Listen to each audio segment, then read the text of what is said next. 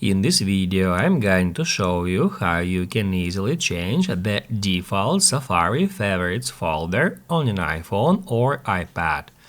Be sure to watch the video to the very end so you don't make any mistakes.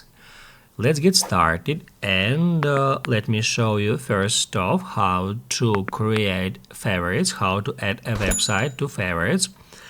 That's a really basic process. All we have to do is just tap at Share, then tap at Add to Favorites, and then tap at Save.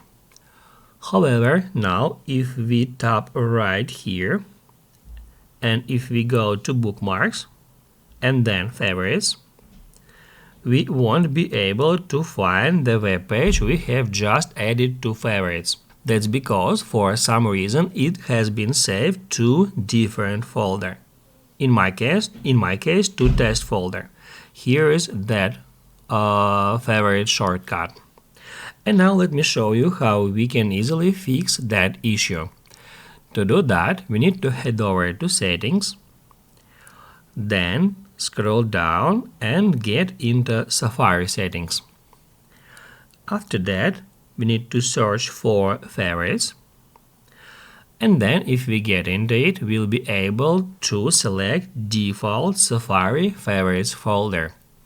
Now I've selected favorites, and then if we go back to Safari, and then if we go to some web page and try to add it to favorites, let me name it in a different way. I'm just gonna enter 1, 2, 3 and tap at Save.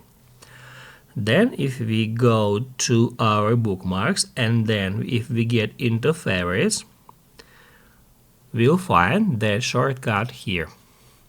That's how you can easily change the default Safari folder, and if this video was helpful for you, don't forget to hit the like button.